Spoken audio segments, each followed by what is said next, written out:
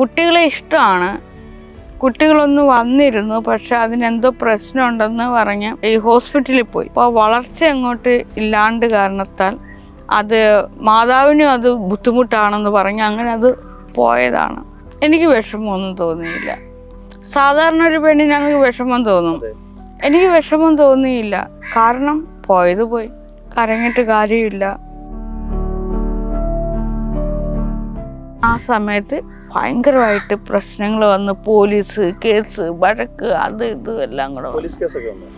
അതിനെപ്പറ്റിയൊന്നും ഞാൻ കൂടുതലായിട്ട് പറയുന്നില്ല. ഇടക്കാലത്ത് വെച്ച് എനിക്ക് ഇങ്ങനൊരു സന്ദർഭം വന്നപ്പോൾ ആളുകളെല്ലാം എന്നെ അങ്ങ് കാരണമില്ലാതെ വെറുത്തു, ഭ്രാന്താന്നൊക്കെ പറഞ്ഞു. എനിക്ക് ഭയങ്കര സങ്കടമായി. എന്നെ വീട്ടിൽ കയറി വെട്ടണം കൊല്ലണം എന്നൊക്കെ അറിഞ്ഞു. പിന്നെ ദൂരെ നിന്നൊക്കെയുള്ളവരുടെ പ്രേരണകൾ എല്ലാവരും കൂടെ കൂട്ടം കൂടി എന്നെ ജയിലിൽ പിടിച്ചടയ്ക്കണം, ഫ്രാൻസ് ആശുപത്രിയിൽ ഇടണം. പിന്നെ എൻ്റെ മൈൻഡ് എനിക്ക് പോലും അറിയാൻ പറ്റാത്ത ഗതികേടിലേക്ക് വന്നത് വീട്ടിലുള്ളവരെന്ത്.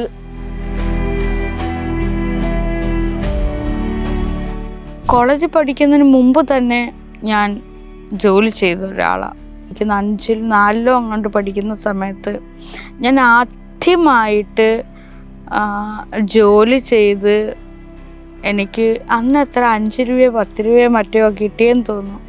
ഞാൻ അധ്വാനിച്ച കണ്ടമാണ് ഇത്. വീടുകളിൽ പിന്നെ ജോലിക്ക് പോയിട്ടുണ്ട്. അതായത് എനിക്ക് കരച്ചിൽ വരും. ആ കരച്ചിൽ വരുമ്പോഴേ പെട്ടെന്ന് തന്നെ ഞാൻ അതിനെ പോസിറ്റീവായിട്ടാക്കി മാറ്റി. കരച്ചിൽ വരുന്നുണ്ടെങ്കിൽ ഞാൻ തന്നെ കണ്ണാടിയുടെ മുമ്പിൽ ചെന്നാണ്ട് ഇങ്ങനെ ആക്കുമ്പോൾ എനിക്ക് സത്യം പറഞ്ഞാൽ എൻ്റെ പൊന്നു കുഞ്ഞി എൻ്റെ മുഖം കണ്ട് എനിക്ക് ചിരി വരും. ചിന്തകളാണ് എന്നെ ഈ വിധത്തിൽ എത്തിയെന്നുണ്ടെങ്കിൽ എൻ്റെ ചിന്തകളാണ്. കണ്ണാ, BA പൊളിറ്റിക്സ്. എനിക്ക് മനഃശാസ്ത്രം പഠിക്കണമെന്നായിരുന്നു ആഗ്രഹം. കുട്ടിക്കാലം മുതൽ എനിക്കൊരു ശാസ്ത്രജ്ഞയാകണമെന്നായിരുന്നു ആഗ്രഹം. അങ്ങനെ കുറേ ആഗ്രഹങ്ങൾ. പക്ഷേ ശാസ്ത്രജ്ഞയാകണമെന്ന് കരുതി ആ ശാസ്ത്രം എന്താണെന്ന് ഞാൻ മനസ്സിലാക്കി. കാരണം മനുഷ്യൻ്റെ ഉള്ളിലാണ് ശാസ്ത്രം ഉടലെടുക്കുന്നതെന്ന യാഥാർത്ഥ്യം ഞാൻ മനസ്സിലാക്കി. ശരിക്കും പറഞ്ഞാൽ അന്ന് ഞാനൊരു സ്റ്റാറുകാരനായിരുന്നു. കോളേജിലെ 2nd ക്ലാസ്സിൽ പഠിച്ചപ്പോൾ ഞാനായിരുന്നു ക്ലാസ്സിലെ ലീഡർ. കാരണം ഞാൻ കഥ എഴുതും, കവിത എഴുതും, ഭയങ്കര ആക്റ്റീവായിരുന്നു മോനെ. ഹോസ്റ്റലിലായിരുന്നു. ഹോസ്റ്റലിൽ നിന്ന് മതിലൊക്കെ ചാടി വെളിയിലിറങ്ങി ഭക്ഷണമൊക്കെ വാങ്ങിക്കാൻ പോകുമായിരുന്നു. അപ്പോൾ ഏത് കുരുത്തക്കേടും അവിടെ ഞാനുണ്ടായിരുന്നു. അവരുടെ കണ്ണിൽ ഞാനേ ഉള്ളു ഇത്തിരി ധൈര്യമുള്ളത്. പെൺപിള്ളേരെങ്ങനെ സിനിമ കാണാൻ അവർ പറയുന്നത്. അപ്പം അങ്ങനെ ഒരു ധൈര്യം അവർക്ക് തോന്നിയിട്ടുള്ളത് എന്നെ ആയിരിക്കണം. മോനെ, ഈ ആത്മീയത എന്ന് പറയുന്നത് നിങ്ങൾക്കും ഉണ്ട്. ആത്മീയത ഇപ്പം തന്നെ ഞാൻ നിങ്ങളോട് സംസാരിക്കുന്നില്ലേ, എന്നെ ഒരു ആത്മീയവാദിയായിട്ടാണോ നിങ്ങൾക്ക് തോന്നുന്നത്? സോഷ്യൽ മീഡിയയിൽ അങ്ങനെ ഒരു ഇമേജ് അത് അവരുണ്ടാക്കിയതാണ്. കണ്ണ, നിങ്ങൾ ആൺപിള്ളേരായാലും പെൺപിള്ളേരായാലും ജീവിതത്തിൽ എന്തെങ്കിലും ഒരു ക്വാളിറ്റി ഉണ്ടായിരിക്കണം. ആ ക്വാളിറ്റി എന്ന് പറയുന്നത് വലിയ ടൈയൊക്കെ കെട്ടി കോട്ട് സൂട്ട് ഇട്ടുകൊണ്ട് നടക്കും എന്നതല്ല അതിൻ്റെ അർത്ഥമാക്കുന്നത്.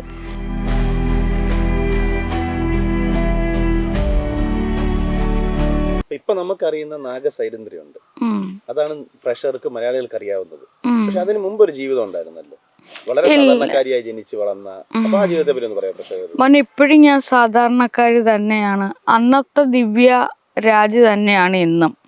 ആ പേരിന് ഒരു മാറ്റവും ഇല്ല. പലരും വന്ന് എന്നോട് ചോദിക്കും എന്തെന്നാ അവര് സന്യാസ ഭാഷയിലൊക്കെ ചോദിക്കും, പൂർവാശ്രമം എന്നൊക്കെ. ആ ആശ്രമം തന്നെയാണ് ഇപ്പോഴും. പണ്ടെങ്ങനെയാണോ അത് തന്നെയാണ് ഇപ്പോഴും. ആ പേര് തന്നെ ഇപ്പോഴും ഉണ്ട്. പിന്നെ ഞാൻ തന്നെ എനിക്ക് സ്വയം പേരിട്ട് നാഗസൈരന്ധ്രി ദേവി, ആത്മാനന്ദ ദേവി, അർത്ത് സ്കൈ, പഴയതൊക്കെ തന്നെയാണ് ഇപ്പോഴും. ഈ സൈരന്ധ്രി എന്നുള്ള പേരോ? അത് അമ്മ കുട്ടിക്കാലത്ത് തന്നെ ഇട്ടൊരു പേരാണ്, സൈരന്ധ്രി. ആ പേര് ഇട്ടതുപോലെ തന്നെ ആ പേര് മഹാഭാരത കഥയിലെ സൈരന്ധ്രി എന്ന് പറയുന്ന ഒരു കഥാപാത്രമാണ്. ആ കഥാപാത്രത്തിന് 5 ഭർത്താക്കന്മാരുണ്ട്. ഓൾറെഡി എനിക്കും ഇതുപോലെ തന്നെ കാമുകന്മാർ കുറേ പേരുണ്ടായിരുന്നു. പിന്നെ കുന്തിയൊക്കെ ഞാൻ ഇഷ്ടപ്പെട്ടത് കൊണ്ടായിരിക്കും 5-ൽ നിന്നും കുറേ പേരെനിക്ക് കാമുകന്മാരുണ്ടായിരുന്നു. കുന്തി ദേവിക്ക് കുറേ ഭർത്താക്കന്മാരില്ലേ അല്ലേ? അതുപോലെ എനിക്ക് മനുഷ്യനേക്കാൾ ഞാൻ ഏറ്റവും കൂടുതൽ പ്രണയിച്ചത് എന്നെ തന്നെയാണ്. പഠിത്തത്തിന്റെ കാര്യം ഒന്നും പറയണ്ട മോനെ. അത് ഞാൻ പറഞ്ഞില്ലേ, എൻ്റെ കഥ എടുത്തൊരു സിനിമാ കഥ തന്നെ അറിയാം. ഞാൻ നേഴ്സറി സ്കൂളിൽ പഠിച്ചു, കുളക്കട കുഞ്ഞു സ്കൂളിൽ പഠിച്ചു. അത് കഴിഞ്ഞിട്ട് 9-ാം തരത്തിൽ അടൂർ സെൻറ്റ് മേരീസിൽ ഗേൾസ് സ്കൂളിൽ പഠിച്ചു. അത് കഴിഞ്ഞിട്ട് പൂവറ്റൂർ അറിയാവോ? പൂവറ്റൂർ 11-ാം തരത്തിലും 12-ാം തരത്തിലും പഠിച്ചു. അത് കഴിഞ്ഞിട്ട് അതിനിപ്പുറം വെച്ച് 10-ാം ക്ലാസ് ഞാനൊന്ന് എഴുതി, രണ്ടാമതും കൂടെ ഞാനൊന്ന് എഴുതിയെടുക്കേണ്ടി വന്നു. ഞാൻ പറഞ്ഞില്ല, പഠിത്തത്തിൻ്റെ ആ കൂടുതലുമുണ്ട്. പിന്നീട് എങ്ങനെയൊക്കെ ആക്കി കൂട്ടി പന്തളം കോളേജിലൊന്ന് കയറിപ്പറ്റി. അപ്പോഴൊന്നും എനിക്ക് പഠിത്തത്തിലെ പുസ്തകങ്ങളിലുള്ള അറിവുകളൊന്നും എൻ്റെ തലയിലോട്ട് കയറുന്നില്ല കണ്ണാ. BA politics. എനിക്ക് മനഃശാസ്ത്രം പഠിക്കണമെന്നായിരുന്നു ആഗ്രഹം. കുട്ടിക്കാലം മുതൽ എനിക്കൊരു ശാസ്ത്രജ്ഞയാകണമെന്നായിരുന്നു ആഗ്രഹം. സിനിമാ നടിയാകണമെന്ന് ആഗ്രഹം ഉണ്ടായിരുന്നു. ലോകമറിയപ്പെടുന്ന ചിത്രകാരി, ശില്പി, ഒരു ഫാഷൻ ഡിസൈനർ, ഒരു പൊതുപ്രവർത്തകയാകണമെന്ന്, ശില്പിയാകണമെന്ന്, ശാസ്ത്രജ്ഞയാകണമെന്ന്, മനഃശാസ്ത്രജ്ഞയാകണമെന്ന്, പിന്നെ ഒരു ന്യായാധിപ അതായത് ജഡ്ജി ആകണമെന്ന്, വക്കീലാകണമെന്ന്, അങ്ങനെ കുറേ ആഗ്രഹങ്ങൾ. പക്ഷേ ആ ആഗ്രഹങ്ങളെല്ലാം ഞാനിപ്പോൾ നിറവേറ്റിയെന്നല്ല, എല്ലാം മനസ്സിലാക്കിയെടുത്തു. ശാസ്ത്രജ്ഞയാകണമെന്ന് കരുതി. ആ ശാസ്ത്രം എന്താണെന്ന് ഞാൻ മനസ്സിലാക്കി. കാരണം മനുഷ്യൻ്റെ ഉള്ളിലാണ് ശാസ്ത്രം ഉടലെടുക്കുന്നതെന്ന യാഥാർത്ഥ്യം ഞാൻ മനസ്സിലാക്കി. അതായത് ശാസ്ത്രജ്ഞന്മാർ ഓരോ കണ്ടുപിടുത്തങ്ങൾ ചെയ്യുന്നില്ലേ, അതെവിടെ നിന്നാണ്? ഫസ്റ്റ് ജീവിച്ചിരിക്കുന്ന അവരുടെ മനസ്സിൽ നിന്നാണ് ഓരോന്നും കണ്ടെടുക്കുന്നത്. പിന്നീട് അവരത് പ്രവർത്തിച്ചിറങ്ങും. പന്തളം കോളേജിൽ നിൽക്കുവാണ്. അപ്പം അവിടെ പഠിച്ചിട്ട് ആ പഠനത്തിന്റെ കാലഘട്ടമൊക്കെ ഓർമ്മയുണ്ടോ? അല്ലെങ്കിൽ അന്നത്തെ ഒരു പ്രണയമൊക്കെ കാലമൊക്കെ ഓർമ്മയുണ്ടോ? ശരിക്കും പറഞ്ഞാൽ അന്ന് ഞാനൊരു സ്റ്റാർ തന്നെയായിരുന്നു. അന്ന് അവിടെ എനിക്ക് ഒത്തിരി ആരാധകരൊക്കെ ഉണ്ടായിരുന്നു. കോളേജിലെ സെക്കൻഡ് ക്ലാസ്സിൽ പഠിച്ചപ്പോൾ ഞാനായിരുന്നു ക്ലാസ്സിലെ ലീഡർ. എനിക്കൊരു ഒന്നും അറിയത്തില്ലെങ്കിലും നല്ല മിടുക്കത്തിയായിരുന്നു. അതുകൊണ്ടല്ല ടീച്ചർമാർക്കൊക്കെ ഇഷ്ടമായിരുന്നു എന്നെ ലീഡറായിട്ടാക്കുക. അത് കുട്ടികൾക്കൊക്കെ ഇഷ്ടമായിരുന്നു. കാരണം ഞാൻ കഥ എഴുതും, കവിത എഴുതും, ഭയങ്കര ആക്റ്റീവായിരുന്നു മോന്. അപ്പോൾ പെൺകുട്ടികളുടെ ഇടയിൽ ഞാൻ ലീഡറും ആൺകുട്ടികളുടെ ഇടയിൽ മറ്റൊരാളായിരുന്നു ലീഡർ. അപ്പോൾ ഈ കുട്ടികൾ, ഈ ഫസ്റ്റ് ഇയർ കുട്ടികൾ, സെക്കൻഡ് ഇയർ, തേർഡ് ഇയർ, ഇവരൊക്കെ എന്നെ അവരുടെ എല്ലാം ഇടയിൽ ഒരു ഇങ്ങനെ എന്താ ഇളകിപ്പെരുപ്പം എന്ന് പറയത്തില്ല, അങ്ങനെ നടന്ന ഒരാളായിരുന്നു. എന്നാൽ ഭയങ്കര സൈലൻ്റ് ആയിരുന്നു. കാരണം കൂട്ടുകാർക്കിടയിൽ മാത്രമേ ഞാൻ ഭയങ്കരമായിട്ട് ഒച്ചയും ബഹളമുള്ളൂ. പക്ഷെ വെളിയിലോട്ടിറങ്ങുമ്പോൾ ഇതുപോലൊരു അടക്കം ഒതുക്കമുള്ളൊരു പെണ്ണെ ഭൂലോകത്ത് കിട്ടത്തില്ല. അങ്ങനെയായിരുന്നു. നമ്മളങ്ങനെയല്ലേ, കൂട്ടുകാർക്കിടയിൽ നമ്മൾ എന്ത് കുരുത്തക്കേടും കാണിക്കും, പക്ഷേ വെളിയിലോട്ട് ഭയങ്കര മാന്യന്മാരും മാന്യത്തികളും. ആ സ്വഭാവമായിരുന്നു എൻ്റേത്. വെളിയിലോട്ടിറങ്ങുമ്പോൾ എന്നെ നല്ല അടക്കം ഒതുക്കമുള്ള പെണ്ണ്. കൂട്ടുകാർക്കിടയിൽ ഹോസ്റ്റലിലായിരുന്നു. ഹോസ്റ്റലിൽ നിന്ന് മതിലൊക്കെ ചാടി വെളിയിലിറങ്ങി ഭക്ഷണമൊക്കെ വാങ്ങിക്കാൻ പോകുമായിരുന്നു. അപ്പോൾ ഏത് കുരുത്തക്കേടും അവിടെ ഞാനുണ്ടായിരുന്നു. അതുപോലെ പക്ഷെ എന്നെ അവിടുത്തെ പ്രധാന അധ്യാപിക, ഹോസ്റ്റലിൻ്റെ പ്രധാന അധ്യാപിക പിടിച്ചു നിർത്തിയിട്ടൊക്കെ ഉണ്ട് കേട്ടോ. കുറേ നേരം പിടിച്ചു നിർത്തി നല്ല വഴക്കൊക്കെ തന്നിട്ടുണ്ട്. പിന്നെ എന്താ പറയുക, എല്ലാവർക്കും പ്രിയപ്പെട്ടവളായിരുന്നു. ഒക്കെ. പിന്നെ എങ്ങനെ ഇങ്ങനൊരു പിന്നെ ഇതിൻ്റെ ഇടയ്ക്ക് പിന്നെ കോളേജിൽ എന്തോ ഒരു പ്രധാനപ്പെട്ട കാര്യം ഞാൻ എന്തോ വിട്ടു. ഈ first year second year third year പിള്ളേരെല്ലാം സിനിമയ്ക്ക് പോകണമെങ്കിൽ എന്നെ വിളിച്ചുകൊണ്ടായിരുന്നു പോകുന്നത്. സിനിമയൊക്കെ ഒരുപാട് അങ്ങനെ കണ്ടിട്ടുണ്ട്. ഓസിന് പോയി കണ്ടിട്ടുണ്ട്. പൈസ ഞാൻ എടുക്കത്തില്ല, അവരെടുക്കുമായിരുന്നു. അതെന്താ വിളിച്ചോണ്ട് പോകുന്നത്? അവരുടെ കണ്ണിൽ ഞാനേ ഉള്ള ഇത്തിരി ധൈര്യമുള്ള പെൺപിള്ളേരെങ്ങനെ സിനിമ കാണാന്. അവർ പറയുന്നത് ഞാൻ പറഞ്ഞല്ലോ, ഞാനൊരു സൈലൻ്റ് ആയാലും സൈലൻറ്റിനുള്ളിലെ ഒരു എന്താ നമ്മൾ ചിലരുണ്ടല്ലോ, അവർ സൈലൻ്റ് ആയിരിക്കും പക്ഷെ അവർ ഒരു ധൈര്യശാലികളായിരിക്കും. അപ്പം അങ്ങനൊരു ധൈര്യം അവർക്ക് തോന്നിയിട്ടുള്ളത് എന്നെ ആയിരിക്കണമെന്ന് ഞാനങ്ങ് പറയുകയാണ്.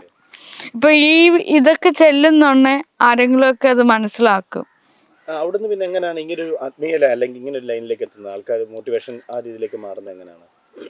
മോനെ, ഈ ആത്മീയത എന്ന് പറയുന്നത് നിങ്ങൾക്കും ഉണ്ട് ആത്മീയത. ഇപ്പം തന്നെ ഞാൻ നിങ്ങളും കൂടെ സംസാരിക്കുന്നില്ലേ, എന്നെ ഒരു ആത്മീയവാദിയായിട്ടാണോ നിങ്ങൾക്ക് തോന്നുന്നത്? സോഷ്യൽ മീഡിയയിൽ അങ്ങനെ ഒരു ഇമേജ് അത് അവരുണ്ടാക്കിയതാണ് കണ്ണ. അല്ല, അതിലേക്ക് എങ്ങനെയാണ് വന്നത്? ഇങ്ങനെ ഒരു മറ്റൊരു പ്രൊഫഷനിലേക്കും പോകാതെ പഠിത്തം ക്ലാസ്സിൽ, അതായത് പുസ്തകത്തിലെ കാര്യങ്ങൾ എനിക്ക് ഇങ്ങോട്ട് കയറത്തില്ല. പകുതി മുക്കാലും ഞാൻ ക്ലാസ്സിനൊന്നും പോകത്തില്ല. മുഴുവൻ ടൈമും ലൈബ്രറി, പ്രഭാഷണശാലകൾ, അമ്പലം, പള്ളി, അതായത് അവിടെ ഒരു ക്ഷേത്രം ഉണ്ടല്ലോ, പന്തളം അയ്യപ്പൻ്റെ ക്ഷേത്രം, അവിടെ.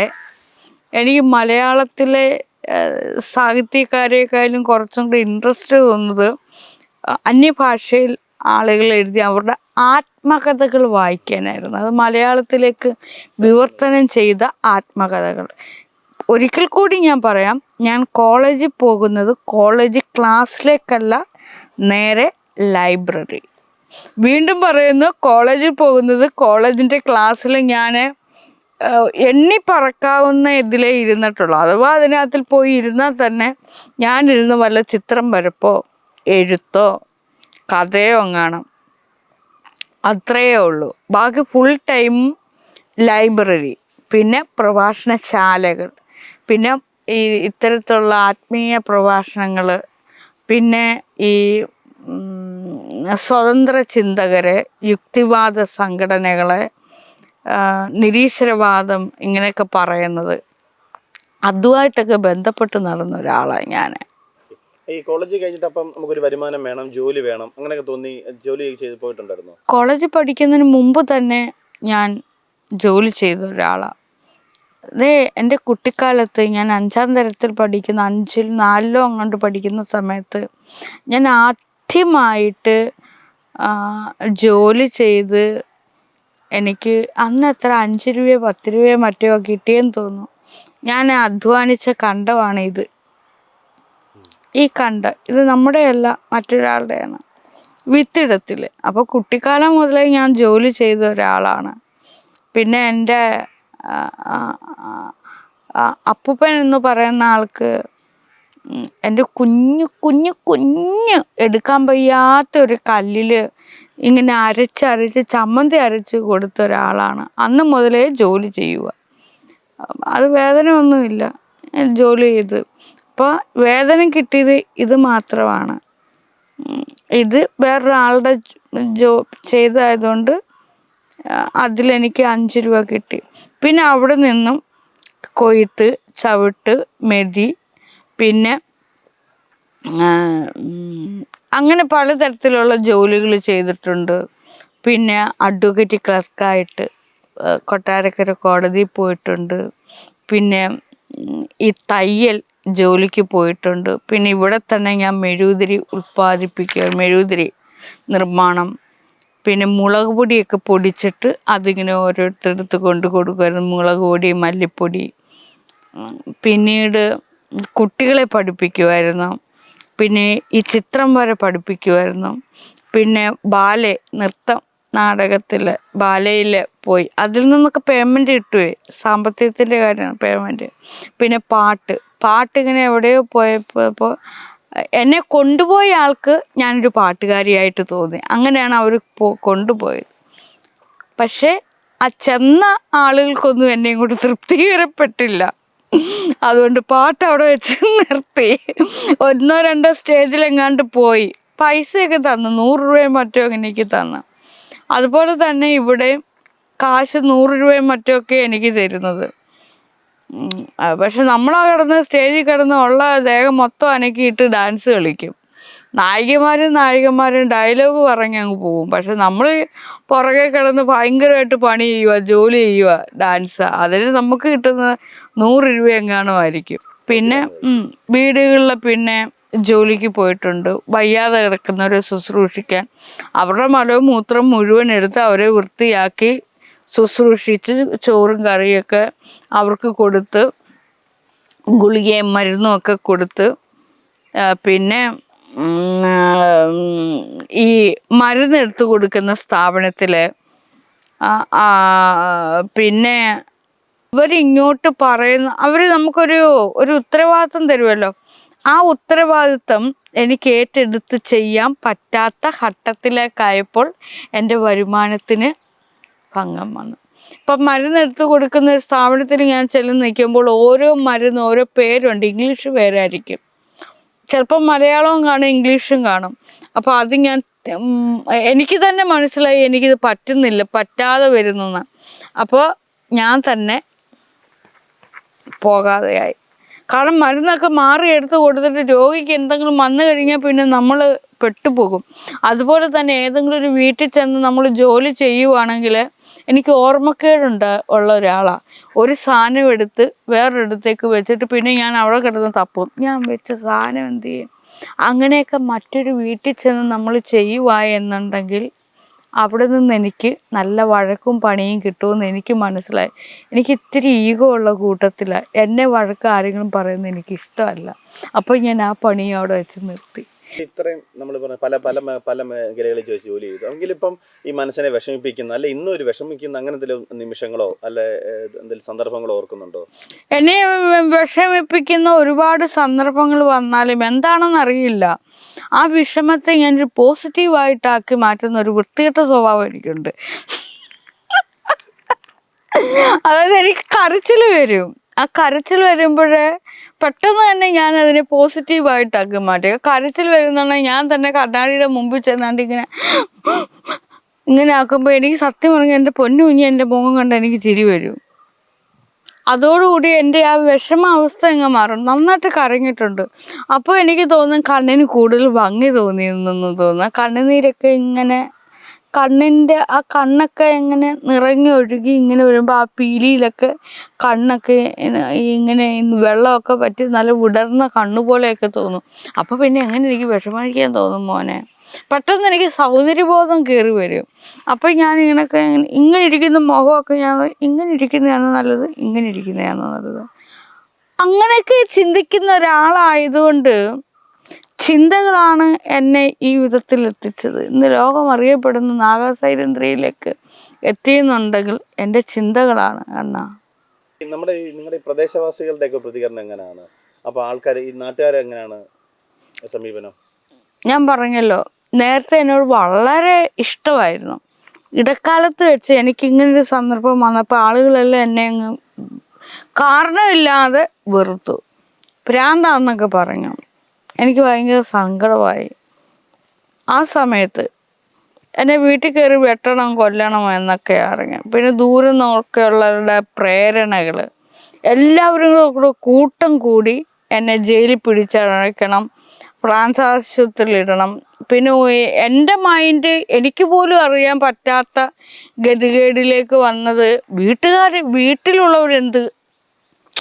ഇപ്പം മോനിപ്പോൾ ഒരു അസുഖം വരുവാണ്, അത് മോൻ്റെ കുറ്റമല്ല.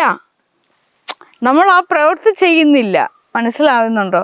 നമ്മൾ പ്രവൃത്തി ചെയ്യാതെ തന്നെ നമ്മുടെ ഉള്ളിൽ നിന്നും പല കാര്യങ്ങളും നമ്മളിങ്ങനെ ഇരിക്കുന്നു.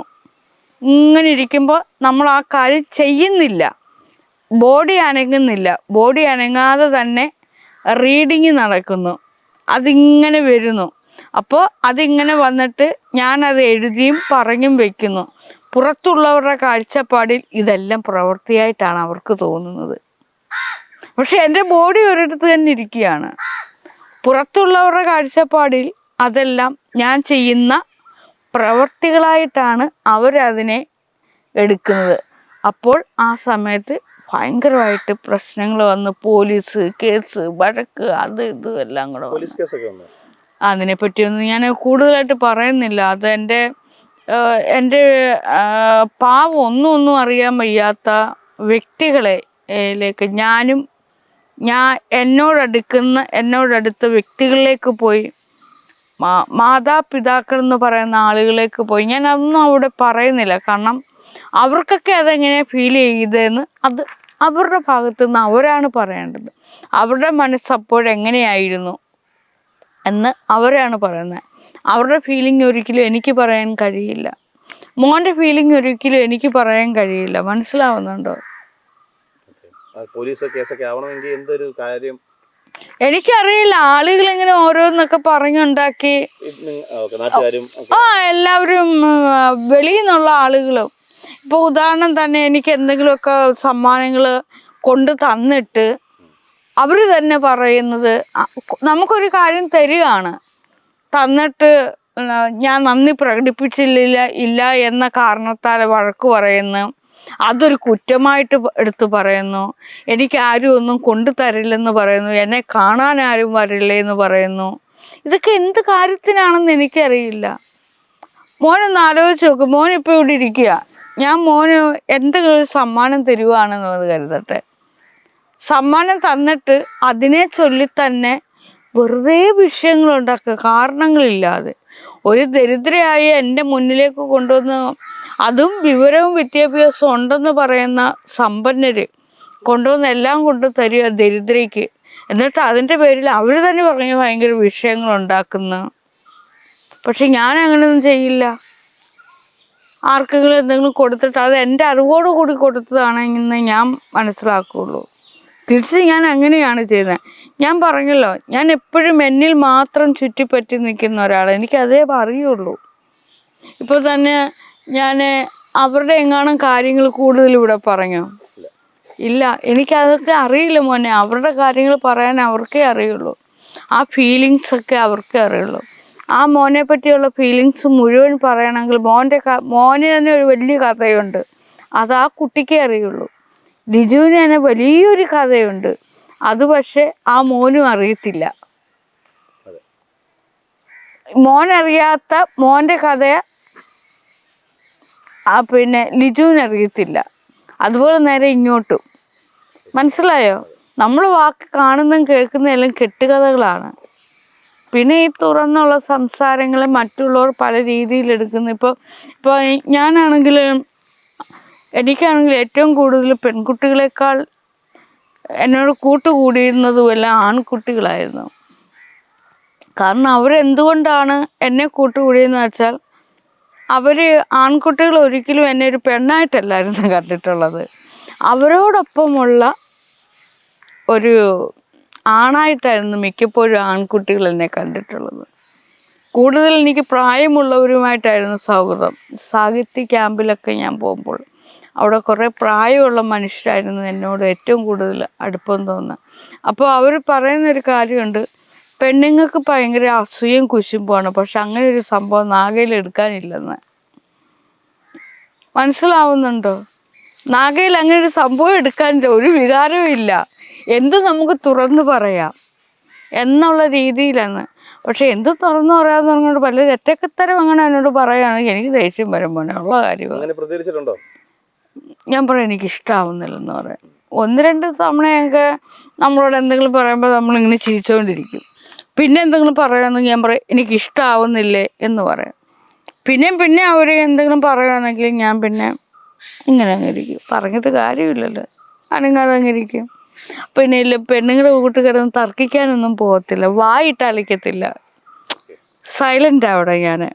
വേറെ പെണ്ണുങ്ങളാണെങ്കിൽ, വേറെ പെൺപിള്ളേരാണെങ്കിൽ എന്ത് ചെയ്യും, അവരോട് കിടന്ന് മൽപ്പിടുത്താൻ ഭയങ്കരമായിട്ട് ഒച്ചയും ബഹളവും എടുക്കും. ഞാനാണെങ്കിൽ ആ ഒച്ചയും ബഹളവും എടുക്കത്തില്ല, സൈലൻ്റായിട്ട് അങ്ങ് ഇരിക്കും. അതോടുകൂടി അവർ ഫ്ലാറ്റ്. പിന്നെ വീണ്ടും എൻ്റെ അടുത്ത് മിണ്ടാൻ വരും. എനിക്കൊന്ന് അങ്ങനെയുള്ള എല്ലാ അവസ്ഥയിലാണോ ചേച്ചി ഏറ്റവും മനസ്സിലാക്കിയാണോ സുൽത്താൻ വരുന്നത്? എൻ്റെ ഇത്തരത്തിലുള്ള എൻ്റെ ഈ സ്വഭാവത്തെ അപ്പോഴും മറ്റൊരു പെണ്ണിലും കാണാത്ത അറിവും ബുദ്ധിയും കഴിവും ഒക്കെ ഉണ്ടെന്ന് അദ്ദേഹം മനസ്സിലാക്കി വന്ന്. അപ്പോഴും ഞാൻ അദ്ദേഹം ഇങ്ങനെ പിന്നെ സുഹൃത്തായിട്ട് വരാൻ ശ്രമിച്ചപ്പോൾ ഞാൻ ചോദിച്ചു, നിങ്ങൾ വിവാഹം കഴിച്ചതെങ്ങാനോ ആണോ എന്നൊക്കെ ഞാൻ ചോദിച്ചിരുന്നു. അപ്പോഴേ സ്വതന്ത്രനാണെന്നുള്ള അറിവാണ് എനിക്ക് കിട്ടിയത്. എന്നാൽ സുൽത്താൻ്റെ ജീവിതമൊക്കെ ഒരുപാട് പറഞ്ഞിട്ടുണ്ട്, അത് ഞാനിവിടെ പറയുന്നില്ല. കാരണം വേറൊരു വ്യക്തിയുടെ കാര്യം ഞാൻ വലിച്ചിടുന്നില്ല, എനിക്കത് ഇഷ്ടമല്ല കുട്ടി. അപ്പോൾ ഞാൻ പറഞ്ഞ് എൻ്റെ കൂടെ ജീവിക്കുന്നവരൊക്കെ സ്വതന്ത്രരായിരിക്കണം, ഞാൻ വിവാഹം കഴിക്കുന്നില്ല. അപ്പോൾ അതുപോലെയുള്ള ആളുകൾ വേണം. വല്ല പിള്ളേരും കുട്ടികളും ഒക്കെ ഉള്ള ആണായാലും പെണ്ണായാലും എൻ്റെ കൂടെ വന്നു കഴിഞ്ഞാൽ അവരുടെ ഭാര്യയും ഭർത്താക്കന്മാരൊക്കെ പിന്നെ അങ്ങോട്ടും ഇങ്ങോട്ടും ഒക്കെ അടിയും പിടിയൊക്കെ ഉണ്ടാവും. അതൊന്നും ഇവിടെ പറ്റില്ലെന്ന് ഞാൻ പറഞ്ഞു. അത് എല്ലാവരോടും പറയുന്നതാണ്. അതുകൊണ്ട് തന്നെ ഈ കല്യാണം കഴിച്ച ആളുകളുമായിട്ട് ഞാൻ ഇത്തിരി അകന്ന് നിൽക്കത്തുള്ളൂ. ഒത്തിരി പ്രശ്നങ്ങൾ വന്നിട്ടുണ്ട് അങ്ങനെയുള്ളവരുമായിട്ട് കൂട്ടുകൂടി. കാരണം അവർ നമ്മളോട് അടുക്കുന്നുണ്ടേ ഒന്ന് സംസാരിക്കുമ്പോൾ ഭാര്യയുണ്ടെങ്കിൽ അവർക്ക് എന്നെ അവർ സംശയത്തോടു കൂടി കരുതുകയും അവിടെ പ്രശ്നങ്ങൾ ഉണ്ടാകുകയും ചെയ്യും. ഇനി പെണ്ണുങ്ങളാണ് വിവാഹം കഴിഞ്ഞ് പെണ്ണുങ്ങളാണ് എന്നോട് അടുക്കുന്നതെങ്കിൽ ഭർത്താക്കന്മാരവിടെ വിഷയം ഉണ്ടാക്കും. അതുകൊണ്ട് ഞാൻ പറഞ്ഞിട്ടുണ്ട്, ഇവിടേക്ക് വിവാഹിതർക്ക് സ്വാഗതം, പ്രവേശനമില്ല. പക്ഷെ കൂടുതലും ഇവിടെ വിവാഹം കഴിച്ചവരാണ് വരുന്നത്. കാരണം അടുത്ത വർഷം വരെ ഞാൻ ജീവിച്ചിരിക്കുമെന്നൊന്നും ഞാൻ വിശ്വസിക്കുന്ന ഒരാളല്ല. അതിൻ്റെ ഇടയ്ക്ക് വെച്ച് വടിയായിപ്പോയി. എത്ര യുവാക്കൾ വടിയായി പോകുന്നു, വൃദ്ധരായിട്ട് അവർ പോകുന്നത് പോലെയല്ല അതിന് മുമ്പ്. അതുകൊണ്ട് വയസ്സിൻ്റെ അടിസ്ഥാനത്തിൽ വയസ്സ്, സമയം, അതൊന്നും കലണ്ടർ, വയസ്സ്, സമയം, പ്രായം, അതൊന്നും എൻ്റെ ലിസ്റ്റിലേ ഇല്ല. വിവാഹം, അതൊന്നും എൻ്റെ ലിസ്റ്റിലേ ഇല്ല. കുട്ടികളെ ഇഷ്ടമാണ്. കുട്ടികളൊന്ന് വന്നിരുന്നു, പക്ഷെ അതിനെന്തോ പ്രശ്നമുണ്ടെന്ന് പറഞ്ഞ് ഈ ഹോസ്പിറ്റലിൽ പോയി. അപ്പോൾ വളർച്ച അങ്ങോട്ട് ഇല്ലാണ്ട് കാരണത്താൽ അത് മാതാവിനും അത് ബുദ്ധിമുട്ടാണെന്ന് പറഞ്ഞ് അങ്ങനെ അത് പോയതാണ്. കുഞ്ഞിന്റെ കാര്യം പറഞ്ഞപ്പോഴേ അത് എന്ത് സംഭവിച്ചായിരുന്നു, അല്ല എങ്ങനെയായിരുന്നു? അതിന് ഡോക്ടർമാരുടെ കാഴ്ചപ്പാടിൽ അതിന് ഈ രൂപമില്ലെന്നോ, അതായത് ഞാൻ ഇപ്പോഴും ഓർക്കുന്നില്ല മോനെ. ഞാൻ ഇതല്ലേ എൻ്റെ ജീവിത കാവ്യത്തെയാണ് യൂട്യൂബിലേക്ക് ഇടുന്നത്. അപ്പോൾ അതെല്ലാം ഞാൻ വീഡിയോ പറഞ്ഞും ഒക്കെയും ഞാനത് യൂട്യൂബ് ചാനലിലേക്ക് അപ്ലോഡ് ചെയ്യുമായിരുന്നു. അപ്പോൾ അതിൽ ചെന്ന് നോക്കിയാൽ എന്താണ് കറക്റ്റെന്ന് അറിയാൻ പറ്റുള്ളൂ. കാരണം എൻ്റെ ജീവിതത്തിലെ കാര്യങ്ങൾ ഞാൻ റീടേക്കുകൾ ഇല്ല.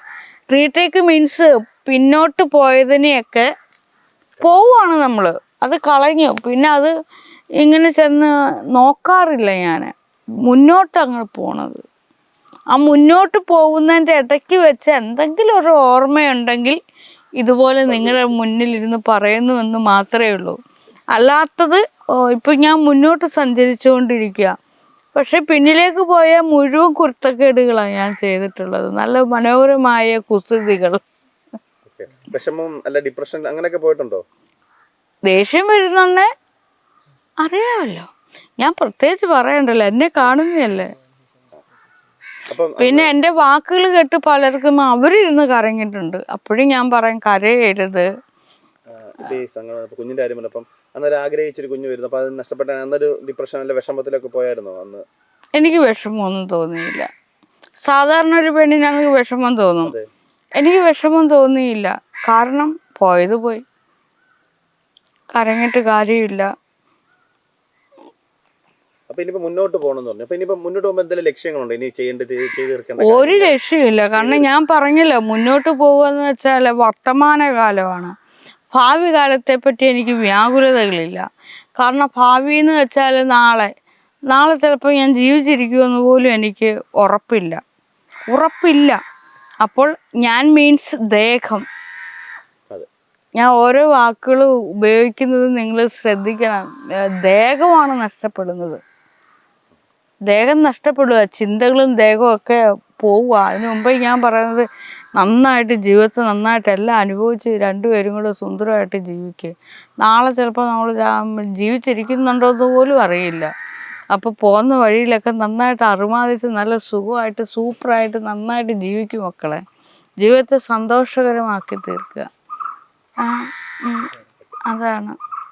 അപ്പം ഇത്രയും നേരം നമ്മുടെ പ്രഷർക്ക് വേണ്ടി ജീവിതം പങ്കുവെച്ച് അല്ലെങ്കിൽ ജീവിതത്തിലെ ഓരോ നിമിഷങ്ങളും ഓർത്തെടുത്ത് പങ്കുവെച്ച സൈരന്ദ്രി, നാഗസൈരന്ദ്രിക്ക് എല്ലാ ആശംസകളും നന്ദിയും ചെയ്തു.